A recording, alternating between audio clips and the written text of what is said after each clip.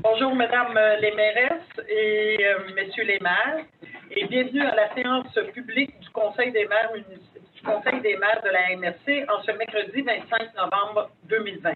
Il est précisément 10h50 et la séance débute. Selon les décrets et arrêtés ministériels, il est possible de suivre les séances du Conseil par tout moyen permettant à ses membres de communiquer directement entre eux et de voter de vive voix. Étant donné l'interdiction de rassemblement intérieur, les séances du Conseil peuvent se tenir sans la présence du public. Également, toute séance doit être rendue publique dès que possible, par tout moyen permettant au public de connaître la teneur des discussions entre les membres du Conseil et le résultat des délibérations. Ainsi, la présente séance fera l'objet d'un enregistrement audio et sera diffusée sur le site web de la MRC du Haut-Saint-Laurent, permettant ainsi à toutes les citoyennes et tous les citoyens d'y accéder. Maintenant, pour débuter la séance, nous allons procéder à la prise des présences. Alors, assiste en personne à la séance publique du Conseil des maires au bureau de la MRC situé au 10 rue King à Huntingdon, 4e étage. Monsieur? Douglas Brooks, maire de Franklin et vice-préfet de la MRC du Haut-Saint-Laurent. Jacques Poirier, maire de Godmanchester. Phil Devenant, maire de Saint-Chrysostome. Denis Anderson, maire d'Havelock. Carolyn Cameron, mayor of Hinchinbrook. André Brunette, maire de la ville de Huntington. Les maires et mairesses qui assistent par Zoom. Deborah Stewart, maire of Elgin. Jacques Lapierre, maire de Hormstown.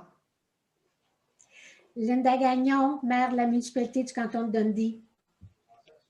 Agnes McKell, maire Tracy-Sacrament. Okay. Louise Lebrun, mairesse de la municipalité de Sainte-Barbe et préfète de la MRC du Haut-Saint-Laurent. Laurent Lampon, directeur général et secrétaire trésorier de la MRC. Et invité. Chantal Isabelle, directrice générale adjointe et greffière. Alors, merci beaucoup. Nous allons donner que Gino participe, mais qu'il va être oui, c'est vrai. Excusez, je dois dire que est absent de la rencontre pour la journée, M.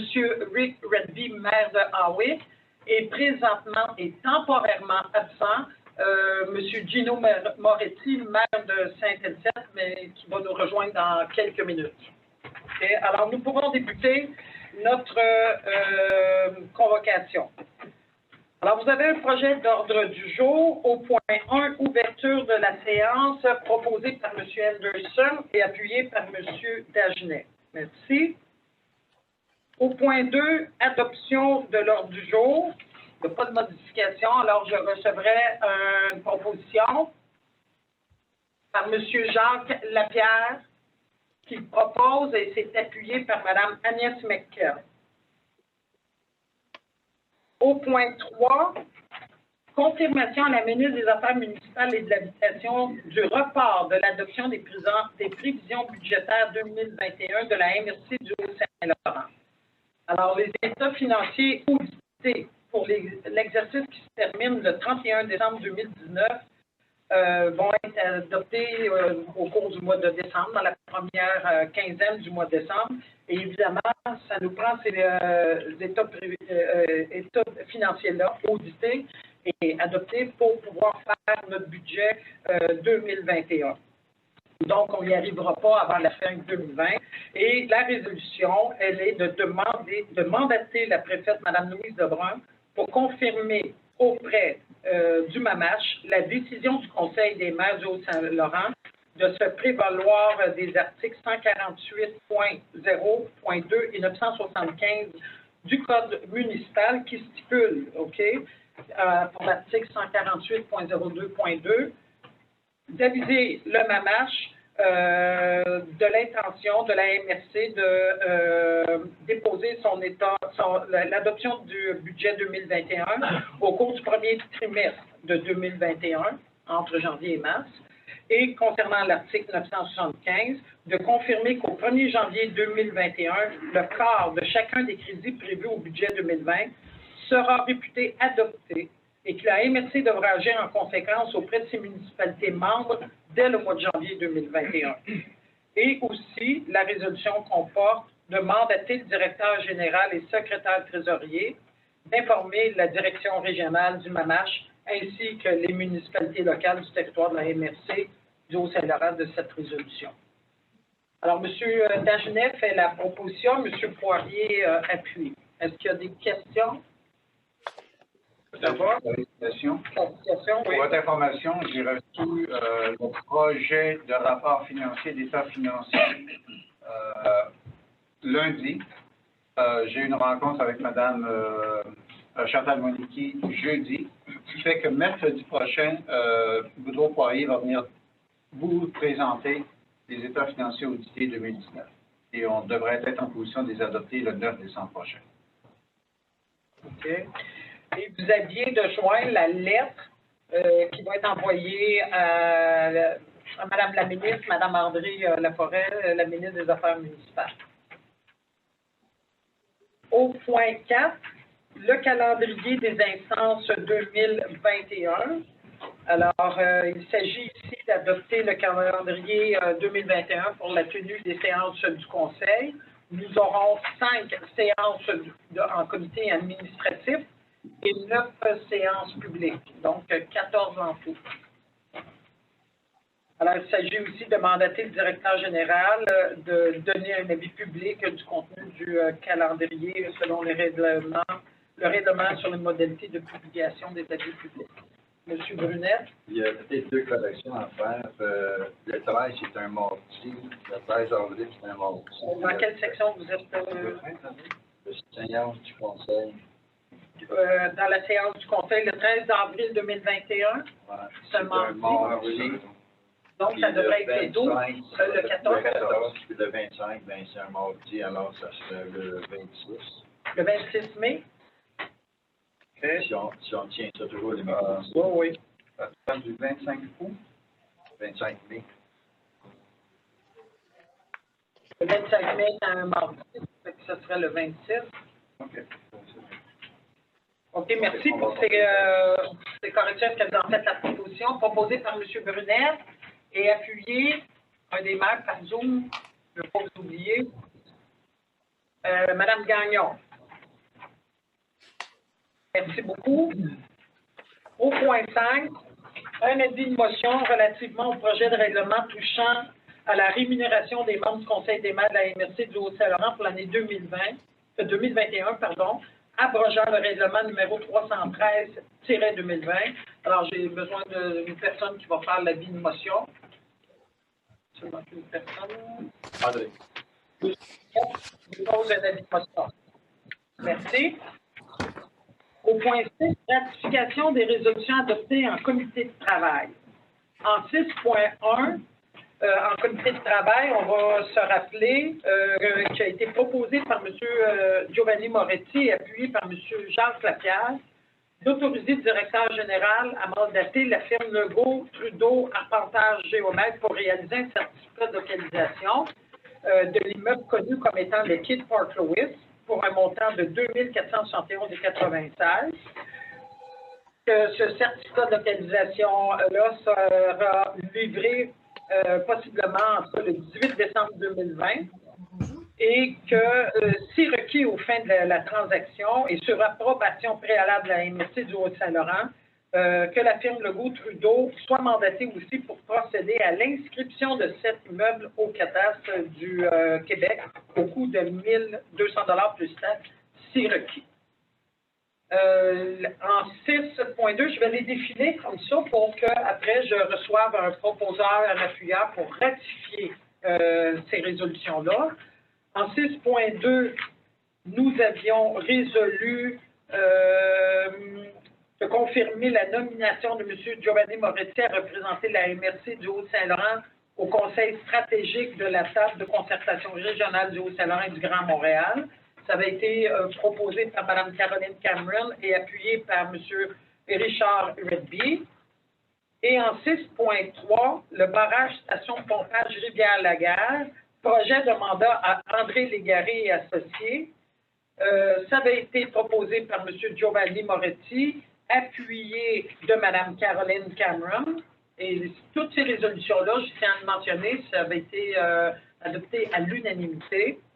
Alors, concernant le projet de mandat au lobbyiste, c'était d'autoriser le directeur général et secrétaire trésorier de retenir le service professionnel de la firme André Légaré Associés, incorporée, et de Maître Gaston Gourde, avocat de Lévis, Québec, pour agir à titre de représentant et collaborateur avec la MRC du Haut-Saint-Laurent dans le cadre des enjeux affectant le barrage station de pompage Rivière-la-Guerre, au coût estimé de 23 700 taxes incluses, plus déboursés et dépenses, et de mandater le directeur général de faire rapport auprès du Conseil des maires sur les différentes étapes de ce mandat de représentation auprès du gouvernement du Québec. Alors, concernant ces trois résolutions-là dont j'ai proposeur et appuyeur, là, je recevrai une proposition pour ratifier les trois résolutions qui ont été adoptées en principe le 11 et 18 novembre. Mme Caroline Cameron en fait la proposition et c'est appuyé par M. Jacques Lapierre. Merci beaucoup. Au point 7, s'il y a des questions qui portent uniquement sur les sujets traités à l'ordre du jour, c'est le moment de le faire. Sinon, au point 8, ce serait la clôture de notre séance qui serait proposée par M. Pierre Poirier et appuyée par M. Henderson. Alors, bonjour, mesdames les mairesses, messieurs les maires, bienvenue à la séance publique du Conseil des maires en ce mercredi 25 novembre 2020. La séance débute, il est 11h27. Vous avez un ordre du jour. Au point 1, ouverture de la séance proposée par M. Dagenet, appuyée par M. Poirier. Au point 2, adoption de l'ordre du jour, je vous demanderai d'ajouter au point 12 en varia, 12.1, demande d'appui, Agence forestière de la Montérégie. J'attire également votre attention qu'au point 7.03.1, attribution de contrat taxi, c'est annulé. Au point 8, ressources humaines, en 8.01, embauche, agent de bureau, transport, c'est annulé. En 9.07, le point est reporté. En 9.09, le point est reporté. Évidemment, le 9.08, les documents vous ont été déposés, séance tenante. Le point 13. Et oui, c'est vrai, merci, M. Brooks. Je vous demande également de biffer le point 13. Alors, c'est complet. M. Brooks, vous faites la proposition de l'ordre du jour. Je le fais. OK, merci beaucoup. Et c'est appuyé M. Henderson. par M. Henderson. Merci. Au point 3, l'adoption du procès verbal de la séance du 28 octobre. C'est assez volumineux.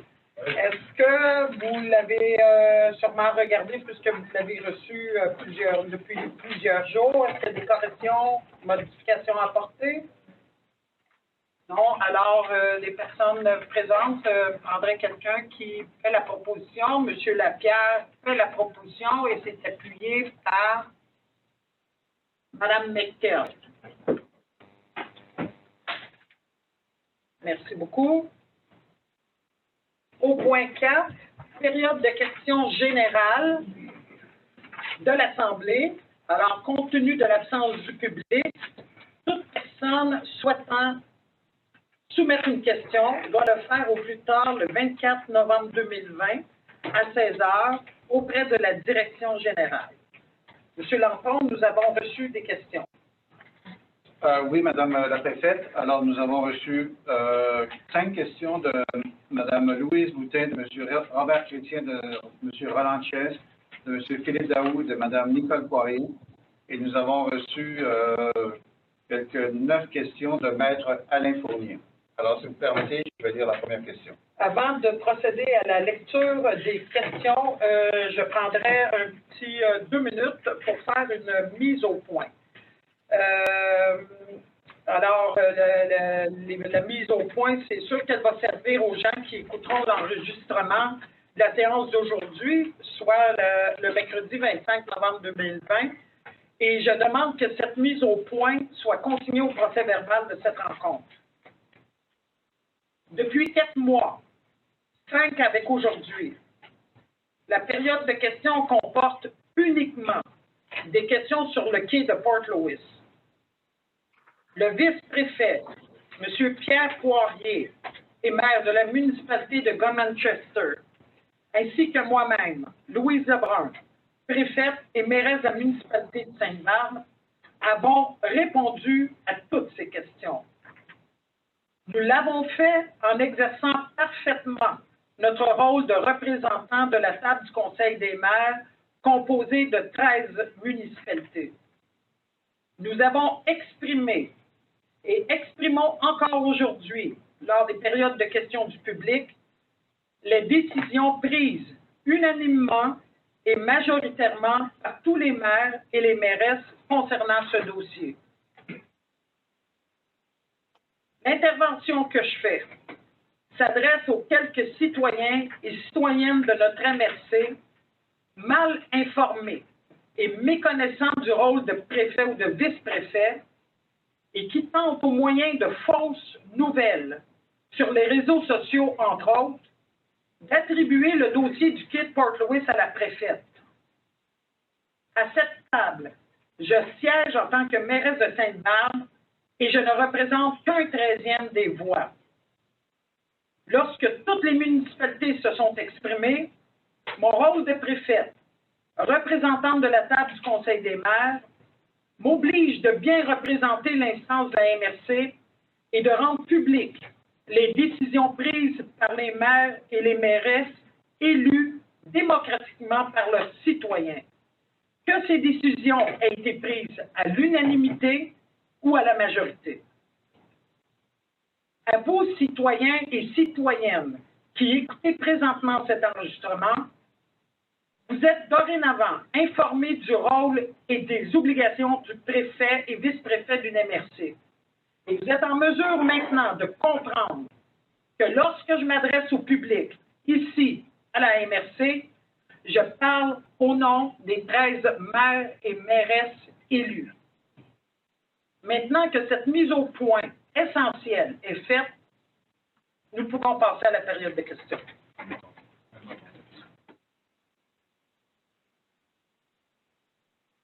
Alors, Madame la préfète, première question qui nous vient du groupe de Madame Louise Boutin, Robert Chrétien, Roland Chaise, Philippe Daou et Nicole Poirier. Est-ce que l'exploitation du quai et la descente de bateaux génèrent des revenus? Alors, mesdames et messieurs, citoyennes et citoyens du Haut-Saint-Laurent, mesdames les mairesses et messieurs les maires des municipalités locales du Haut-Saint-Laurent. Comme je le disais dans le préambule, nous sommes maintenant à notre 5e séance publique du Conseil des maires à répondre aux questions, très souvent répétitives, de personnes du public notamment, en ce qui concerne les 5 premières questions de cet après-midi, de mes collègues conseillères et conseillers de la municipalité de Sainte-Barbe. Par souci de transparence, je vous dirais que nous avons répondu à ces questions les 15 juillet, le 26 août, le 16 septembre et 28 octobre dernier. Je tiens à souligner qu'à l'ordre d'achat issu de la résolution qui porte le numéro 2020-11-35, adoptée à la majorité par le Conseil de Sainte-Barbe le 2 novembre dernier, et laquelle résolution proposait d'acquérir le quai de Port-Louis et la descente de bateaux pour la somme nominale de 2 $. Notre directeur général et secrétaire trésorier a répondu par la voie d'une correspondance à la directrice générale de Sainte-Barbe le 16 novembre dernier que cette offre d'achat ne pouvait être ni considérée ni acceptée sur la base notamment des dispositions légales relatives à la loi sur l'organisation territoriale municipale. Il en a également mentionné, sans équivoque, que compte tenu du statut de municipalité dévolue à la MRC, toute transaction impliquant le transfert de propriété du quai de Port-Louis se fera dans le respect du droit et des lois qui encadrent les activités de la MRC. Cette correspondance a été remise par la directrice générale de la municipalité de Sainte-Barbe aux membres du conseil de cette municipalité. Ça, c'est pour rétablir quelques faits. Enfin, pour cette première question, nous vous confirmons que depuis la cession par le gouvernement fédéral à la MRC en 1995, la MRC du Haut-Saint-Laurent n'a touché aucun revenu généré par l'exploitation du quai et de la descente de bateaux. La deuxième question nous vient du même groupe de personnes. Quels sont les coûts d'opération annuels du quai et de la descente Port-Louis? Alors, cette question a été répondue le 15 juillet dernier. Il s'agit d'une somme moyenne annuelle de 530 $ par année. Ce n'est pas sur cette base que le Conseil des maires a décidé de se départir de cette infrastructure. La troisième question nous vient du même groupe. Pourquoi la MRC du Haut-Saint-Laurent veut vendre le quai et la descente à bateau Port-Louis? Encore une fois, cette question a été répondue le 15 juillet dernier et elle a été reprise le 28 octobre dernier.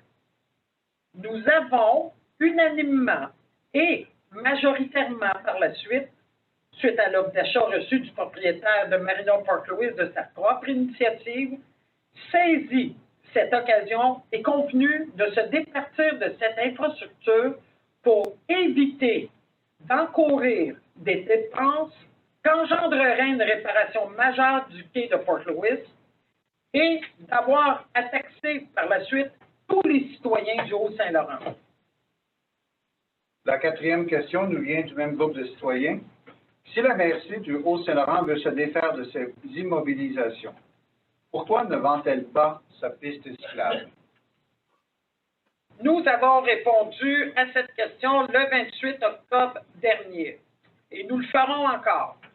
Il ne faut pas confondre ici l'infrastructure du quai Port-Louis avec d'autres infrastructures détenues par la MRC.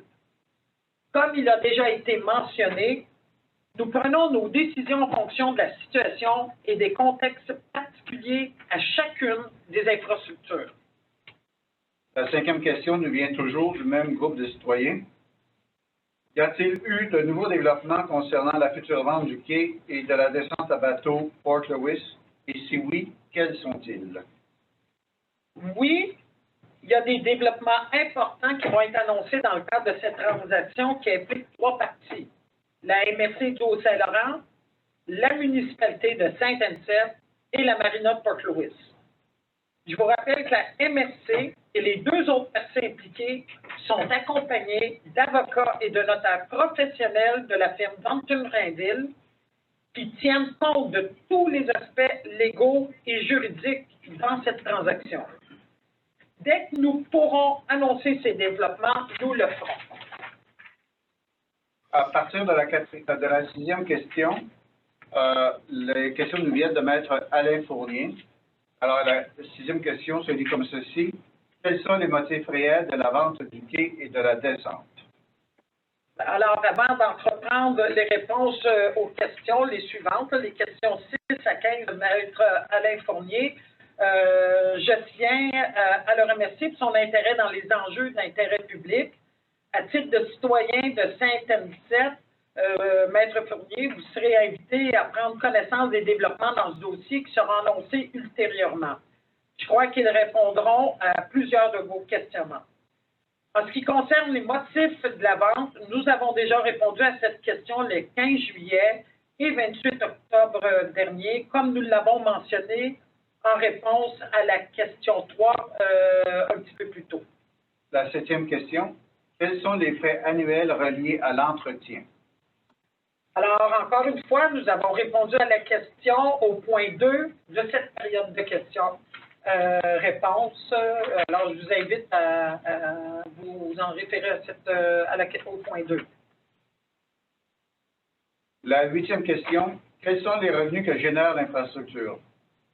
Nous avons répondu à cette question au point 1 de cette période de questions-réponses, maître. Question 9. Avez-vous envisagé de rendre l'infrastructure autonome financièrement? La décision du Conseil des maires, maître Fournier, est ferme. La voie que nous avons choisie, les développements majeurs qui seront annoncés dans un avenir rapproché, constituent la position du Conseil.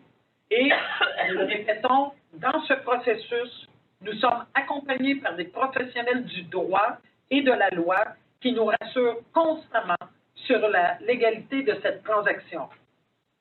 La question numéro 10. La MRC et le Conseil des maires entendent-ils s'adjoindre d'un conseiller consultant indépendant pouvant prendre en compte les attentes et besoins des citoyens et ceux des municipalités formant la MRC du Haut-Saint-Laurent? Alors, maître Fournier, les maires qui constituent le Conseil des maires de la MRC ont la légitimité et représentent la population du Haut-Saint-Laurent. 3 résolutions unanimes adoptées le 2 octobre 2019 et le 13 mai 2020 et ce matin même, le 25 novembre, lors d'une première rencontre du Conseil des maires, ainsi qu'une résolution majoritaire adoptée le 26 mai 2020, ainsi que les discussions et échanges consensuels confirment cette position. Aussi, nous sommes conseillés, je le répète, par des professionnels du droit et de la loi reconnus. Par conséquent, nous ne retiendrons pas les services d'un consultant additionnel tel que suggéré par votre question. Question numéro 11. Est-il important de comprendre les impacts et les enjeux des décisions et orientations à venir avant d'agir? Et si oui, comment comptez-vous vous y prendre pour les connaître? Alors, maître Fournier, nous sommes grandement étonnés par cette surprenante question. Nous l'avons dit et répété au cours des 4 périodes de questions précédentes. Les maires élus agissent en toute connaissance de cause et prennent leurs décisions en toute légalité et légitimité. En douter constitue un questionnement inapproprié à l'égard de cette institution que constitue la MRC, un organisme de droit public bien structuré et encadré par les lois qui la gouvernent. La question numéro 12. Est-ce qu'un comité consultatif indépendant sera formé dans le but de très bien comprendre et saisir les besoins et attentes des citoyens, au regard des intentions des autorités en vue de procéder d'abord et avant tout dans le meilleur intérêt des citoyens et non de toute entreprise privée? Il est important de s'assurer qu'un comité indépendant puisse faire des recommandations visant l'amélioration des activités actuelles et à venir, lesquelles ne pouvant se faire autrement des citoyens déjà propriétaires, par l'entremise de la MRC ni de la sécurité des usagers, comprenant les services des citoyens, la police et les pompiers. Maître Fournier, il n'y aura pas de comité consultatif indépendant. Nous assumons pleinement nos décisions et tenons compte de tous les tenants et aboutissants. Nous vous invitons à prendre connaissance des prochains développements qui seront annoncés sous peu pour vous en convaincre. Nous prenons cependant note de cette suggestion et elle sera portée à l'attention des membres du Conseil des maires, soit l'instance concernée. Quant à votre préoccupation face à l'usage par les citoyens et les services publics de sécurité, veuillez croire qu'à plusieurs reprises, nous avons discuté et répondu à ces préoccupations lors des périodes de questions précédentes, notamment lors de la dernière rencontre des maires du 28 octobre. Question numéro 13. Y aura-t-il un contrat politique et social entre la MRC et la municipalité acquéreuse? Alors voilà, Maître Fournier, une question qui apporte une nouvelle dimension à tout ce débat. On pourrait se demander d'où origine ce nouveau concept. Alors, je vous invite à suivre les développements qui seront annoncés sous peu et qui viendra éclairer votre questionnement. Question numéro 14. La MRC a-t-elle analysé la possibilité de remettre le bien sous contrat de gestion à une OBNL, détenue par la MRC ou un regroupement de municipalités? Dans ce dernier cas, via un contrat de location à long terme. Alors, cette question soulève une autre fois une nouvelle approche face à la gestion du quai. Nous avons répondu par les 5 dernières réponses que le Conseil des maires est ferme dans sa décision et rendra public bientôt de nouveaux développements. Vous êtes invité, Maître Fournier, à suivre ces développements. Voilà qui termine la période de questions. Alors, ceci met fin à la période de questions au point 4. Au point 5, présentation, c'est sans objet. Au point 6, aménagement du territoire, 6.01, avis de conformité, 6.01.1, avis sur le règlement 25.37-2020 de la municipalité d'Armstrong, qui dépose le règlement d'urbanisme modifiant le règlement de zonage et qui vise à corriger quelques erreurs cléricales dans les grilles des usages et des normes des zones. Le règlement ne contrevient pas aux orientations du schéma d'aménagement et de développement. Alors, je recevrai une proposition proposée par M. Pierre Poirier, appuyée par M. Gilles Dagenet. Adopté à l'unanimité. 6.01.2, avis sur le règlement de la municipalité de Saint-Anne qui dépose un règlement d'urbanisme modifiant le règlement de zonage. Ce règlement vise à assurer la concordance avec le schéma d'aménagement et de développement révisé. Il ne contrevient pas aux orientations du schéma et je recevrai une proposition. M. Henderson fait la proposition appuyée par M. Brunet. Au point 7, administration générale, à 7.01, la liste des comptes. 7.01.1, liste des paiements émis au 25 novembre 2020. Alors ça vous a été déposé.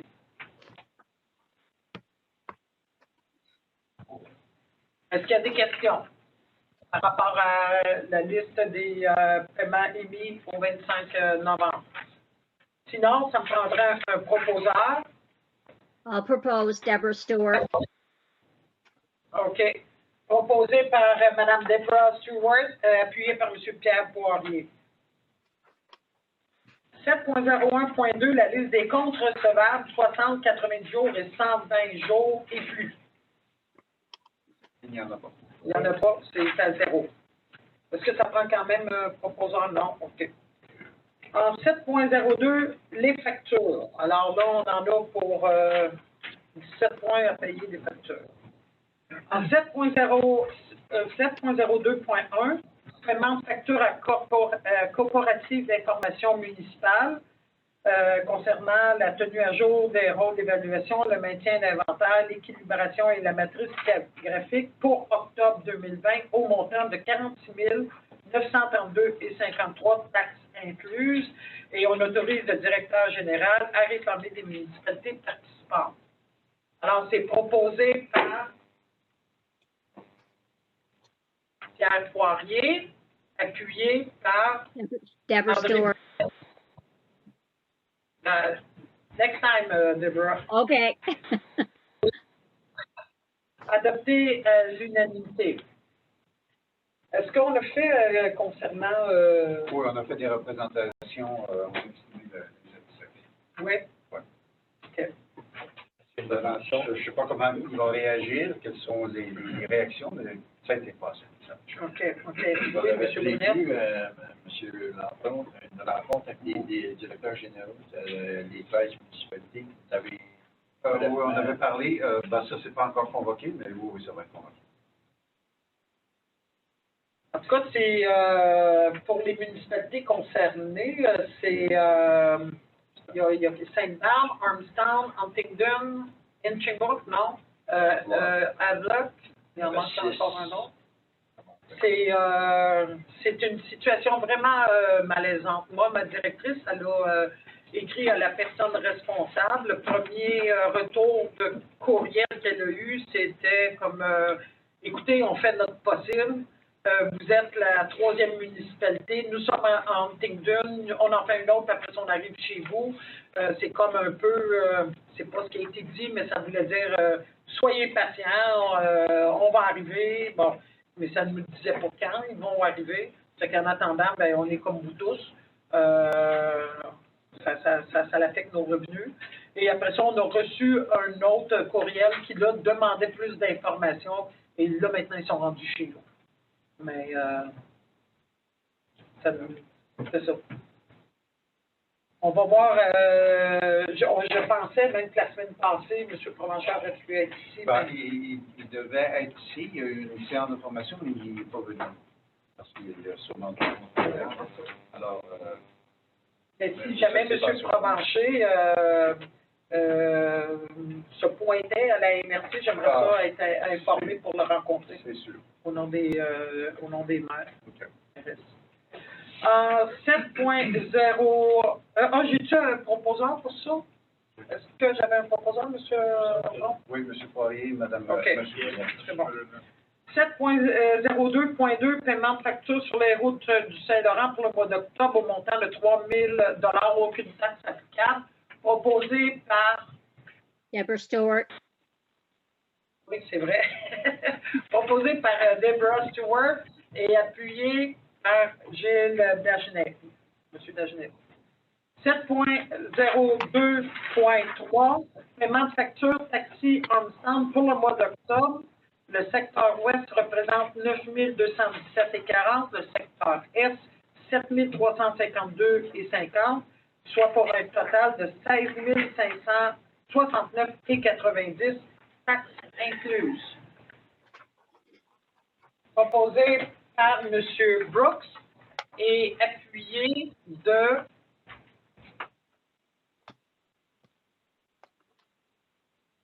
ça me prendrait un appuyable, M. Poirier, merci. Mme Lebrun?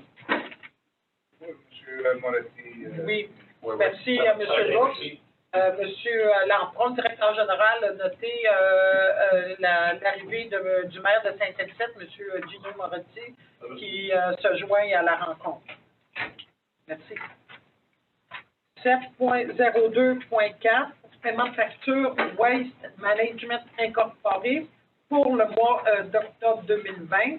Alors, il soumet 2 factures et une note de débit pour correction pour les municipalités participantes dans le cadre du contrat de transportement, transport et élimination de résidus domestiques. Alors, le montant de la facture est évalué à 31 330,05 sous, taxes incluses. Et il s'agit aussi d'autoriser le directeur général à réclamer des municipalités. Un proposeur en appuyeur, s'il vous plaît. Proposé par M. Moretti, appuyé par M. Anderson. 7.02.5, renouvellement d'adhésion à la Fédération québécoise des municipalités, la FQM, pour l'année 2020, au montant de 515,64. Proposé par M. Brunet et appuyé par M. Lapierre. 7.02.6, paiement de facture, abonnement 2021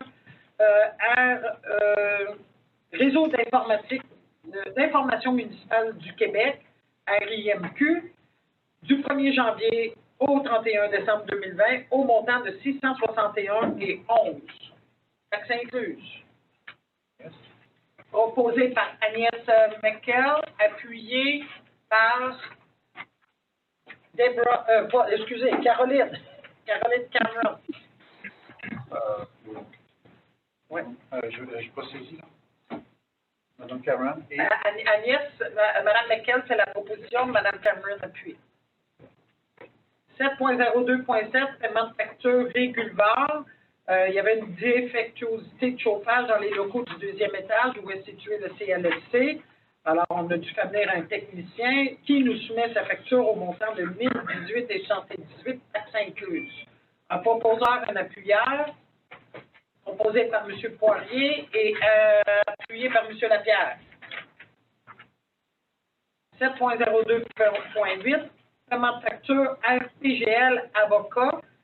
Ça, c'est dans le cadre du contrat de représentation devant le tribunal administratif du Québec, en lien avec les causes de Mesdames Francine Crête et Céline Lebel contre la MRC du Haut-Saint-Laurent. Alors, d'autoriser le paiement de facture au montant de 983,04 sous, taxes incluses. Proposé par M. Moretti et appuyé par Monsieur Dagenet. Merci. Question. Question, Monsieur Brunet. Est-ce que on peut avoir un suivi ou... Oui. On a vu et approuvé de notre côté, Mme Lebrun et moi, le projet d'ensemble. Mme Tête et Mme Lebel du Maître Sando. Actuellement, c'est de leur part à eux à nous revenir avec leur accord. Et puis après ça, on passe à la signature. Mais on n'a pas encore reçu leur accord formellement. Elles ont fait le contrat. On s'appelle, on l'a présenté ici. Elles ont fait le contrat et on a accepté le contrat. Okay? Parce on a tout supposé, là, si on l'accepte, on s'en va au tribunal administratif, le coût des avocats, le déplacement et ainsi de suite, ça revenait à la même chose. Ça fait que comme c'est leur contrat, ça serait assez surprenant qu'elles refusent, c'est leur contrat. Il y avait des petites questions techniques là, qui restaient à clarifier. Mais en tout cas, on attend qu'ils réagissent. C'est ça. La signature. 7.02.9, paiement de facture PG Solutions Incorporées, c'est le logiciel d'hébergement pour la cour municipale au montant de 1593,37 taxes incluses, qui comprend le mois de décembre 2020. M. Dagenet fait la proposition et s'est appuyé. Je regarde les maires mairesses en Zoom, là, vous me faites signe. M. Lapierre. Merci. 7.02.10, paiement de facture Béton Laurier. Béton Laurier a fait des travaux d'entretien dans le cours d'eau Cunningham à Godmanchester. Les travaux complétés, c'est des travaux d'excavation et de gestion du déblai pour ce cours d'eau et ces travaux-là ont tous été approuvés par notre ingénieur, M. Paul Lapp. Alors, Béton Laurier soumet une facture qui correspond à 95 de la valeur totale. C'est toujours comme ça que ça se passe. Ça se lève au montant de 32 046,99 $. Et prenez note que c'est la municipalité de Godmanchester qui sera facturée à 100%. M. Moretti fait la proposition et c'est appuyé par M. Anderson. Paiement de facture pour excavation JRD qui a procédé à des travaux d'entretien du cours d'eau McClintock à Armstrong et à Saint-Stanislas de Cosca. Les travaux ont été approuvés par l'ingénieur Paul Lapp. Le projet est réalisé à 80% et les travaux de gestion et de déblai se feront plus tard. Entre-temps, la facture s'élève à 75 419,64 $. Elle correspond, comme d'habitude, je l'ai dit tantôt, à 95 de la valeur totale. Et la municipalité d'Armstrong sera facturée à 94,6 % et Saint-Stanislas à 5,4 %. Madame Cameron fait la proposition et c'est appuyé par M. Lapierre. 7.02.12, Noël et Fils, encore des travaux d'entretien du cours d'eau Lévis à Havelock. Les travaux ont été approuvés par notre ingénieur Paul Lapp. Le projet est réalisé à 100%. Et suite à la période de garantie d'1 an, l'ingénieur responsable du projet fera une inspection finale à l'automne 2021 afin de conclure le projet. La facture qui nous est déposée représente un montant de 17 796,95 et correspond à 95 de la valeur. Havelock paiera cette facture-là à 100%. Proposé par Mme Gagnon et appuyé par M. Moretti. 7.02.13, paiement de facture à Paul Lapp, ingénieur, pour les travaux d'entretien du cours d'eau Cunningham à Godmanchester. M. Lapp a effectué des rencontres, la surveillance des travaux. Il soumet une facture au montant de 1528,91 $, taxes incluses. Godmanchester, vous paierez la facture à 100%. Proposé par M. Dagenet et appuyé par Deborah Stewart. Next time, Deborah. Next one. No problem. 7.13, 7.02.14, paiement de facture par là pour les travaux d'entretien du cours d'eau. Je l'étudie, ça? Ouais, on l'avait vu, ouais. Ça, c'est la branche. Ça, je l'ai eu, ça. Là. Non, Non, non, ça, c'est une autre branche. C'est une autre branche. Ouais, c'est Ah, ça. c'est dans le même cours d'eau, mais c'est pas la même. OK, ben oui. Un, c'est Oui, l'ingénieur, c'est la même. l'autre, c'est les travaux. Ben oui, excusez, oui. C'est vrai. L'autre résolution, on a payé les travaux, là, on va payer l'ingénieur pour exactement le même cours d'eau à Avloc, au montant de 1217,59 taxes incluses, et la municipalité d'Avloc sera facturée à 100%. Proposé par Mme Stewart et appuyé par M. Moretti. Merci. Oui. 0.02.15. Paiement de facture par là pour les travaux d'entretien du cours d'eau McIntosh à Armstrong et Saint-Stanislas. C'est encore la même chose. Il a reçu, M. Lapp, 2 mandats spécifiques pour ce projet. Il nous dépose une facture au montant de 7 253,20 taxes incluses. Et encore là, c'est le même pourcentage au niveau de la municipalité de Armstrong, 94,6%. Armstrong paiera cette facture, alors que Saint-Stanislas de Cosca sera facturé à 5,4%. M. Anderson fait la proposition, M. Lapierre appuie. Est-ce qu'il y a des questions, M. Lapierre? Non, c'est correct, vous appuyez. C'est beau? OK.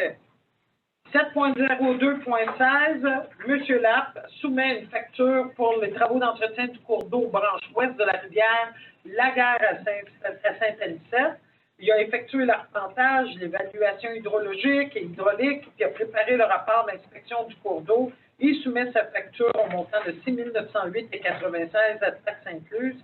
La municipalité de Saint-Anicette sera facturée à 91,2 Van Manchester, 8,8 Et je pensais que ça demande était là-dedans. C'est proposé par Mme Cameron et appuyé par... André Brunet. Par M. Brunet. 7.02.17. Les entreprises, Marc Leduc a obtenu une aide financière du FARR pour l'asphaltage environ 4,8 km de la piste cyclable du parc régional Cyclo-Nature du Haut-Saint-Laurent.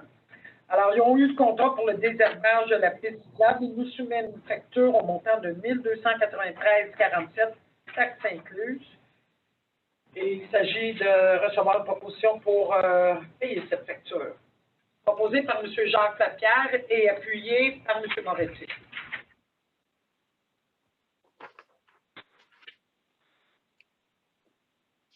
« 7.02.18, autorisation de paiement de facture béton Laurier pour les travaux d'entretien de la rivière Noire à Franklin. Les travaux complétés, béton Laurier a complété les travaux d'excavation et de gestion de débits pour ces cours d'eau. Et évidemment, ces travaux ont été approuvés par M. Lapp.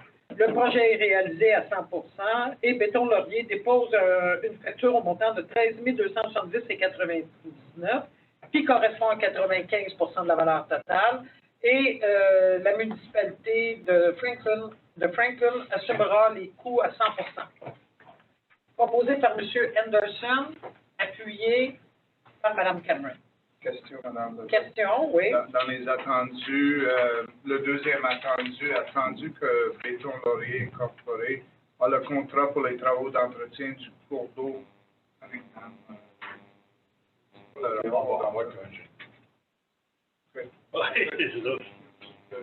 Ça serait de biffer ça?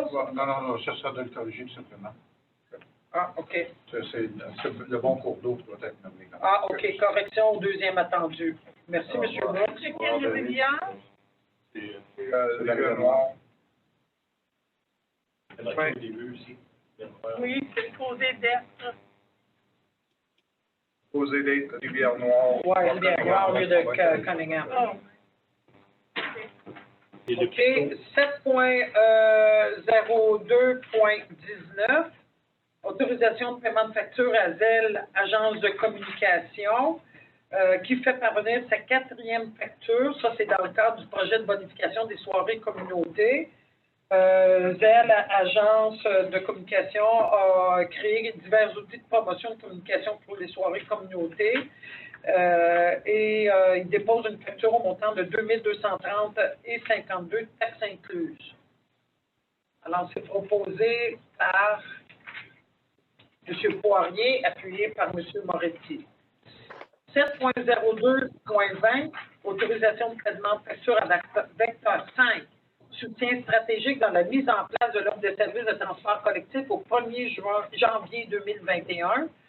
Alors, attendu l'octroi d'un contrat de gré à gré avec Vecteur 5 pour soutien stratégique dans la mise en place de l'offre de services de transport collectif au 1er janvier 2021.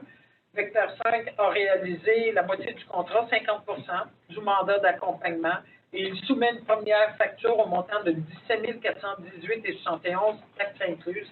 Il s'agit de recevoir une proposition pour finaliser. M. Anderson fait la proposition, M. Lapierre appuie. Question, M. Lapierre? Non, ça va?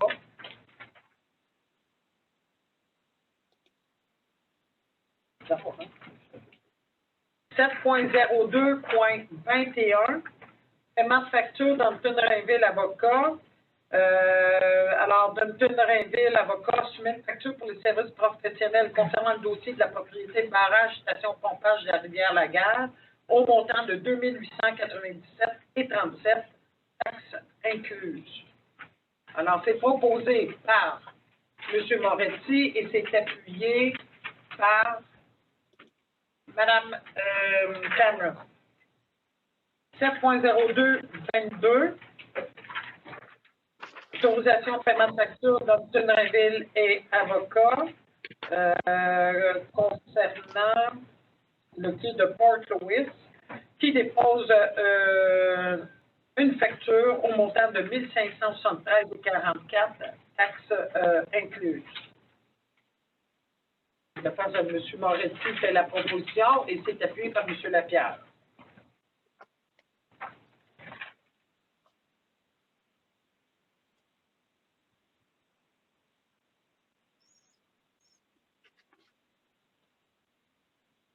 Là, je suis en 7.03. Oui, je suis en 7. Là, je suis en 7.03 qui doit être attribution de contrat. 7.03.1, ça a été annulé. 7.03.2, attribution de contrat, peinture de locaux du... Pas de la même version. C'est pas la même. Prenez bien. Une minute, on va... C'est une vieille version. Vérifier. OK, ça, c'est retiré, ça se fait. En 7.03 contrat, le 7.03.1 est reporté. 7.03.2, attribution de contrat, peinture des locaux du CLSC, également reporté. 7.04, bilan annuel comité consultatif agricole. Alors, il s'agit ici d'accuser réception du bilan 2020 du comité agricole de la MRC du Haut-Saint-Laurent, lequel vous a été déposé. Alors, c'est proposé par M. Poirier, appuyé par M. Moretti. Est-ce que vous avez des questions concernant le rapport? Il y a quand même plusieurs maires qui siègent sur le comité. Ça va? 7.05, dépôt et adoption du rapport d'exploitation 2019 pour le service de type taxibus dans le cadre du programme d'aide gouvernementale au transport collectif en milieu rural. Alors, le rapport d'exploitation pour le service de type taxibus opéré du 1er janvier au 31 décembre 2019 sur notre territoire a été produit et est déposé pour adoption auprès des membres du Conseil.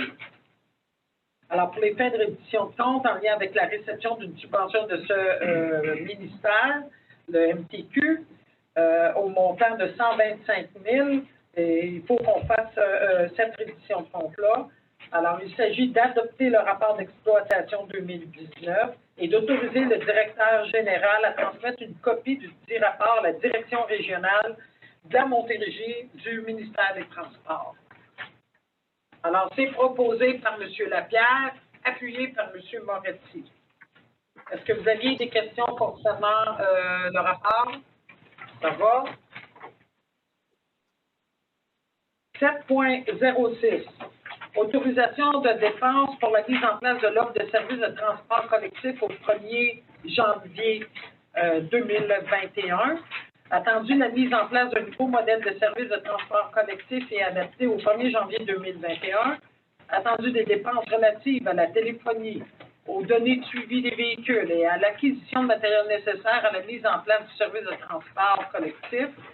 Il s'agit d'octroyer un pouvoir discrétionnaire au directeur général relativement à l'octroi des contrats et à l'acquisition de matériel pour la mise en place du service de transport collectif et adapté au 1er janvier 2021 dans le respect du budget disponible. Et qu'un rapport détaillé des dépenses réalisées dans le cadre du projet de transport collectif et adapté soit déposé aux membres du Conseil. Alors, c'est proposé par M. Pierre Poirier et c'est appuyé par M. Jacques Lapierre. Un petit commentaire ici, s'il vous plaît, si vous permettez. Le modèle de transport collectif bouge encore, alors ce qui fait que, évidemment, il y a on va revenir avec d'autres dossiers, d'autres enjeux, d'autres décisions à prendre, parce que ça bouge là, à la façon de le réaliser. Là, je parle principalement de transport collectif, genre taxibus et de transport adapté. Ce qui fait que ça a une influence sur ce qu'on vient d'adopter. Ça, est-ce qu'on va avoir ça aussi pour les prochaines... on va les avoir quand ça va être prêt. On va les avoir quand ça va être prêt, quand le comité de transport va statuer. OK, je vais changer ma question. Est-ce qu'on peut espérer? Ben oui, on d'avoir peut espérer. Ça, c'est des décisions. C'est comme ça qu'on se met dans les ordres du jour. Donc, voilà. C'est bien. On va pas faire ça. Non, mais... OK, on va continuer. Au point 8, ressources humaines, il n'y a rien à signaler parce que le point a été annulé. Au point 9, développement économique, social et culturel, en 9.01, report de fin de projet dans le cadre de la Convention d'appui au rayonnement des régions, le phare, pour le projet asphaltage d'un tronçon de la piste cyclable du parc régional linéaire cyclo-nature.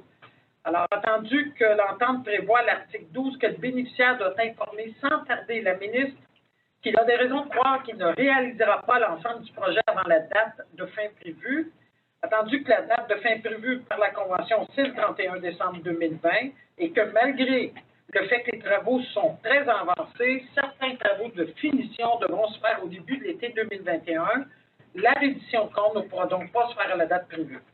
Alors, je recevrai une proposition afin de demander au MAMACH de reporter au 1er septembre 2021 la date de fin de projet apparaissant dans la Convention d'aide financière, d'autoriser le directeur général à signer tout document nécessaire pour donner effet à la présente résolution et de soumettre une copie certifiée conforme de cette résolution à la direction régionale de la Montérégie du ministère des Affaires municipales et de l'Habitation. Alors, c'est proposé par M. Brooks et appuyé par M. Anderson. Et un commentaire sur ça, c'est simplement un commentaire. Je pense qu'avec la température qu'on a là, au début de le reporter, ça va être un meilleur job. Effectivement. 9.2, aide financière à l'événement Village de Noël, LBA. Alors, l'organisme à but non lucratif, l'Association des éleveurs de bétail, c'est pour ça LBA, du district de Beauharnois tiendra un événement inaugural, le Village de Noël LBA, qui aura lieu les 3, 4 et 5 décembre prochains. Les organisateurs de l'événement prévoient de créer une promenade à travers le village de Noël où chaque grange sera décorée pour représenter un thème différent, le tout éclairé par des milliers de lumières de Noël. Pour ce type, l'événement va se dérouler dans le respect de toutes les mesures nécessaires, les mesures de santé publique qui vont être mises en place pour ce type d'activité qui se fera en voiture. Et il semblerait, ça devrait attirer jusqu'à 2000 voitures au village de Noël sur le terrain de la foire d'Ormstown. Alors, la MRC a reçu une demande de soutien financier. Il s'agit pour soutenir l'événement de contribuer pour une valeur financière de 1 000 qui couvrirait les frais d'achat d'environ 4 000 bonbons en chocolat à distribuer aux enfants. Alors, nous faisons la recommandation d'autoriser le versement de 1 000 à LBA, c'est-à-dire l'Association des éleveurs de bétail du district de Bois-Roi, proposé par M. Anderson et appuyé par Mme McKell. Est-ce que vous avez des commentaires? Moi, j'ai trouvé ça extraordinaire, ça. C'est le compostel en miniature qu'on va faire. Ah, OK. Ça peut être le compostel. Moi, j'avais vu illuminer lumière de Laval. 9.03, adoption de la grille tarifaire du transport adapté collectif sur demande et son entrée en vigueur à partir du 1er janvier 2021. Alors, les services de transport adapté collectif sur demande seront assujettis à une tarification selon le nombre de kilomètres parcourus entre le lieu de départ et le lieu de destination. Vous y joignez la grille tarifaire. Vous voyez que pour le transport adapté et collectif sur demande, ça commence entre 0 et 10 km à 5 $ et on s'en va comme ça entre 10 et 20 km à 7 $. Donc, on augmente à 2 $ à chaque dizaine de kilomètres pour finir à 50 km et plus, 15 $. Pour le transport adapté seulement, vous avez la tarification Valleyfield 30, Châteauguay 75 $, Vaudreuil 75 $, Montréal 100. Et il y a une tarification pour non-résidents de la MRC qui est de 5 $, le double, 5 $ supplémentaires. C'est-à-dire entre 0 et 10 km pour un non-résident, ça va lui coûter 10 $. Alors que pour un résident, c'est 5 $. Il y a une certification pour Valleyfield, c'est 20 $. Dans le deuxième groupe, vous avez une vieille version. Hier, on en a expédié une nouvelle version pour dire 20 $ et non pas 30. OK. 20 $ pour Salaberry de Valleyfield. OK. On nous donne ça, Louis. Oui, mais c'est parce que Louise vient de lire autre chose. OK, ouais, c'est ça. Ça, c'est bon. Moi, j'ai lu ce que j'avais. On a reçu une correction. Oui, c'est ça. Oui. Alors, vous savez que le transport adapté, en transport adapté, le transport d'un accompagnateur reconnu admissible par le comité d'évaluation, OK, c'est gratuit pour l'accompagnateur.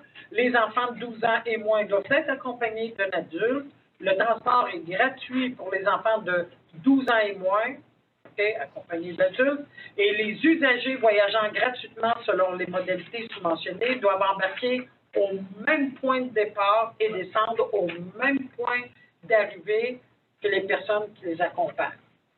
Alors, proposeur appuyant pour accepter la grille tarifaire, Mme Cameron, M. Lapierre. Question de M. Moretti. Oui, j'ai une question. C'est juste une question d'observation administrative.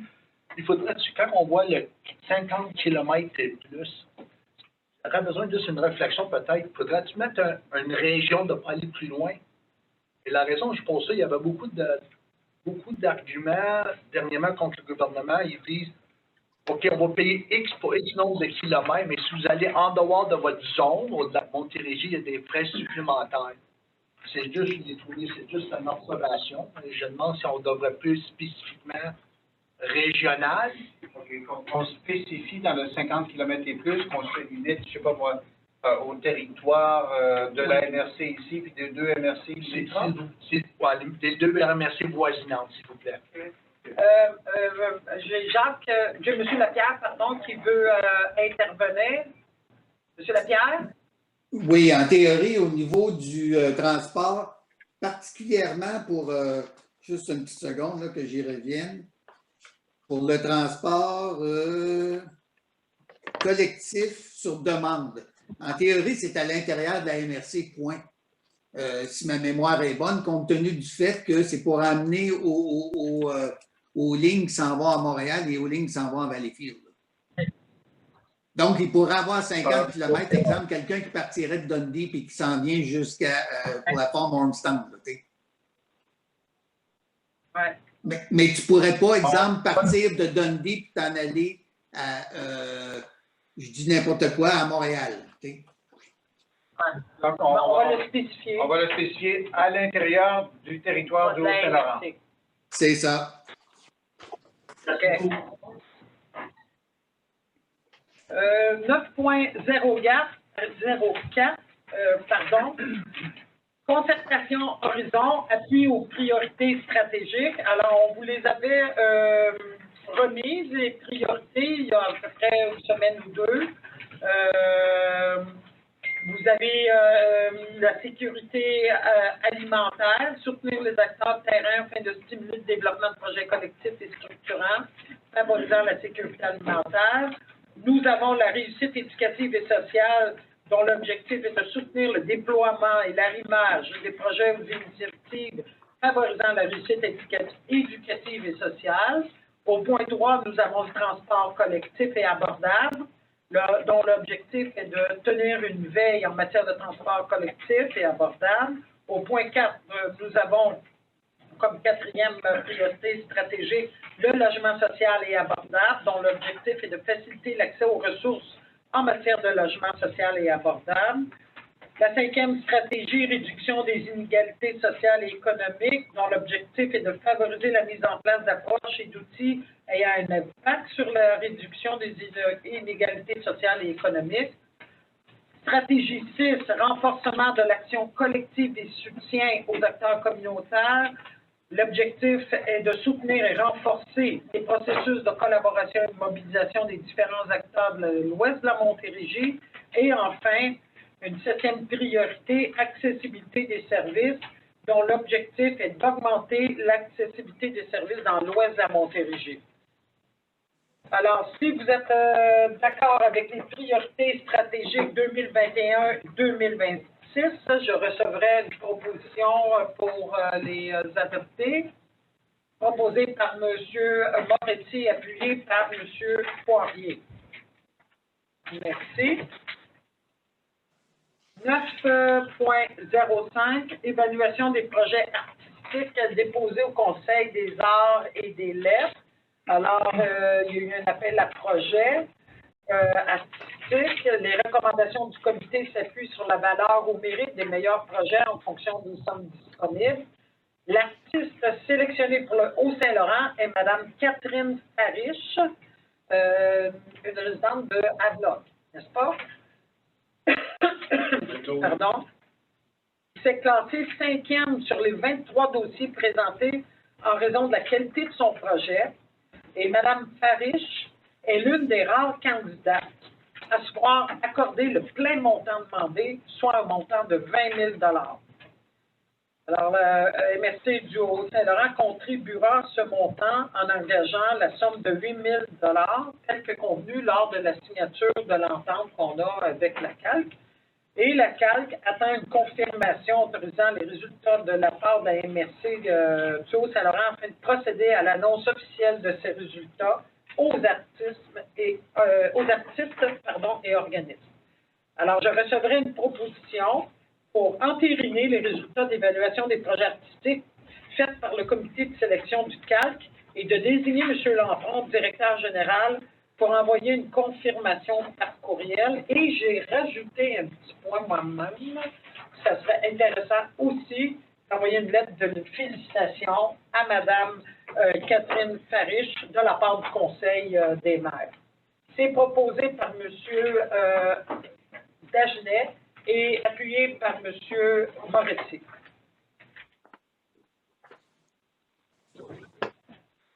En 9.6, c'est l'adoption des projets déposés dans le cadre du FRR, le Fonds des régions et ruralités, volet 2, en développement social. Alors, ici, en 9.6, OK. Attendu que les prévisions budgétaires 2020 de la MRC du Haut-Saint-Laurent adoptées le 26 février dernier prévoyaient en matière de développement social l'affectation d'une somme de 120 000 pour le soutien à des projets structurants visant l'amélioration des conditions de vie de la population. Attendu qu'un appel de projet en développement social a été lancé en octobre dernier pour des dépôts de projets visant l'amélioration des milieux de vie, le 23 octobre 2020, que le comité a procédé à une analyse collective et chiffrée de chacun des 4 projets déposés à la MRC. Alors, il s'agit d'autoriser le directeur général à procéder au versement du soutien financier aux 4 projets recommandés dans le cadre de l'appel de projet de la politique de projets structurants. Et vous avez ici la liste des projets ainsi que les montants accordés. Alors, à la DDS de Huntingdon, c'est un montant de 40 000. Une affaire de famille, 39 787. La friperie communautaire de Huntingdon, 10 058. Habitation des tisserandes, 10 000 pour un montant total de 99 845. Il s'agit également d'autoriser le directeur à confirmer aux organismes récipiendaires les recommandations du comité d'analyse telles qu'approuvées par la présente et de signer les ententes entre la MRC du Haut-Saint-Laurent et les organismes récipiendaires, incluant les critères de déboursement. Proposé par M. Lapierre, appuyé par M. Brunette. Et vous aviez joint à vos documents les 4 projets.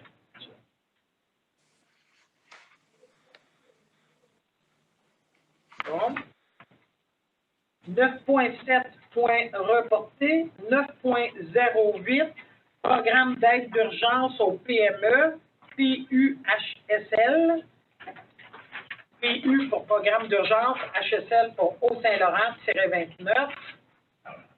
Alors, cette demande, il s'agit d'autoriser le directeur général à conclure un contrat de prêt entre la MRC du Haut-Saint-Laurent, le créancier, et la brasserie Barabas, située au 377 route 132 Ouest Sainte-Barbe, qui est l'emprunteur, pour un montant de 49 999 aux conditions suivantes. Un taux d'intérêt de 3 un moratoire de 3 mois sur le capital et les intérêts, et un moratoire additionnel de 3 mois sur le capital, une période de remboursement de 36 mois après le moratoire de 6 mois sur le capital, pour un montant net de 9 940 après la portion du pardon, et la portion du pardon concernant les frais admissibles s'élève à 40 059 $, soit la somme de 13 353 pour chaque mois admissible.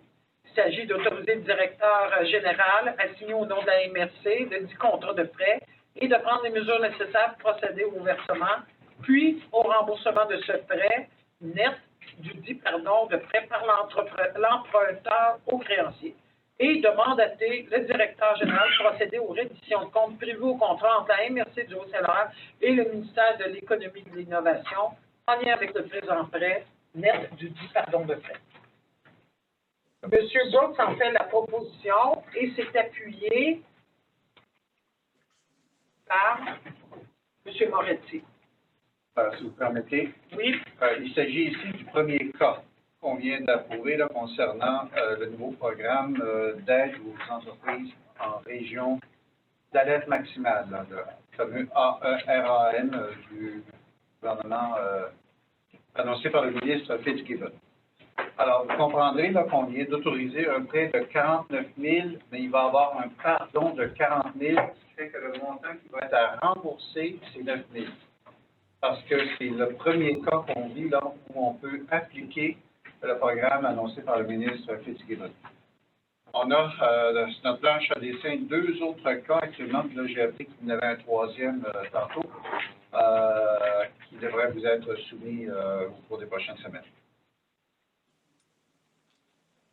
C'est vraiment un programme de ça, c'est un bon programme. C'est ça, c'est vraiment un bon programme, ça. Est-ce que les deux, je sais que le point 9.09, c'est reporté, mais c'est ces 2 cas-là dont vous parlez, M. Lafont? Oui, okay. Oui. On croyait, pour paraphraser ce que je disais tantôt, on croyait qu'ils allaient être prêts ce matin, mais ils ne l'étaient pas. Alors, on aime autant les reporter. OK.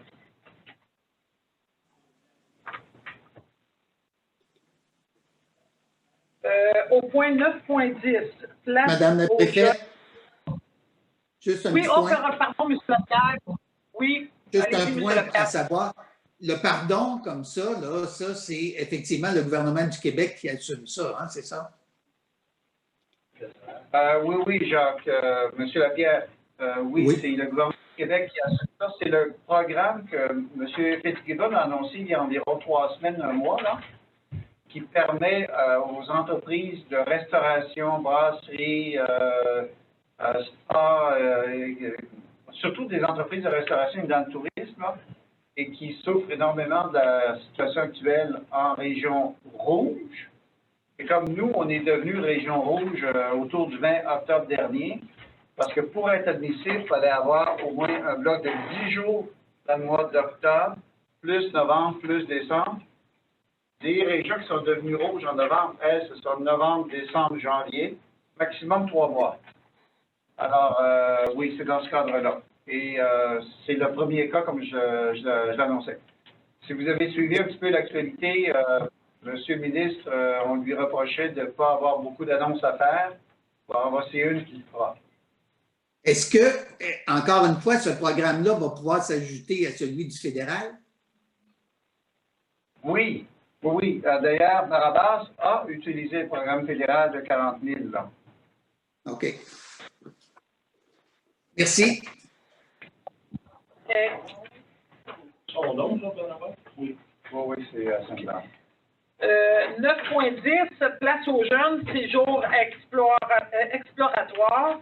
Alors, une nouvelle série de capsules vidéo est nécessaire là, sur les attraits économiques et touristiques du territoire du Haut-Saint-Laurent, notamment en focusant tout particulièrement sur les entreprises manufacturières du territoire en complément aux capsules vidéo précédentes, orientées principalement sur les activités agrotouristiques du territoire. Alors, ces capsules vidéo-là pourraient servir également à la MRC à des fins de promotion de notre territoire. Et Production C'est Fini a déposé une offre au montant de 6 000 $ plus taxes pour réaliser cette série de nouvelles capsules. Alors, ça prendrait un proposeur appuyable pour autoriser le directeur général à retenir les services de Production C'est Fini au montant de 6 000 $. M. Anderson fait la proposition et c'est appuyé par M. Brunet. Merci. Au point 10, demande d'appui. En 10.01, la MRC de Témiscamingue nous demande de l'appuyer concernant la formation en ligne pour les pompiers. Alors, vous savez que la formation en ligne Éduc Expert va prendre fin à partir de décembre.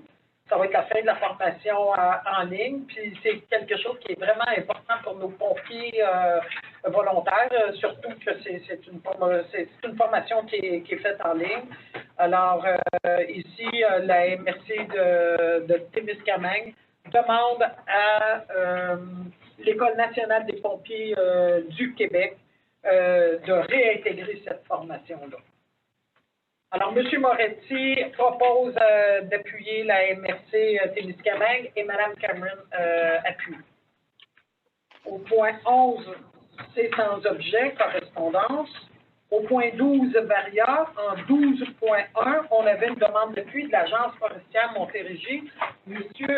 Anderson, maire d'Avloc, va nous expliquer un peu de quoi il s'agit. Bon, l'Agence forestière de Montérégie, depuis 25 ans d'opération, a un territoire qui lui était assigné, dans lequel il donnait les services d'ingénieurs forestiers. Et ces ingénieurs-là, ils allaient chercher au niveau de ce qui était donné comme subvention pour améliorer justement la forêt. Et c'était les groupes d'ingénieurs qui étaient les chefs d'orchestre et les exécutaient musiciens. On peut faire une comparaison. Là, du côté proche de Granby, là, il y aurait une demande qui serait en cours qu'on va perdre la moitié de notre territoire. Puis là, on a eu une réunion en urgence hier et on demande à toutes les MRC que ça concerne l'agence forestière qui dessert le service de nous appuyer pour conserver au nom de nos gens qui en reçoivent. Et c'est probablement une des agences les plus ciblées dans la forêt privée. On a beaucoup ici là, dans notre territoire. Parce que la forêt publique n'est pas tellement desservie, parce qu'on n'en a presque pas. Donc, nous autres, on sollicite au niveau de toutes les MRC concernées, une appui, l'UPA, etc. Et je vais même demander à semaine prochaine avec Mme Isabelle à la scène du manage quand elle a une incidence financière. Madame, encore au niveau provincial, là, la celle qui pour les disons, le manage. Madame Laforêt. La forêt. En tout cas, on va y soumettre. Et là, il y a un mouvement d'action là, et nous autres, on avait cette résolution-là.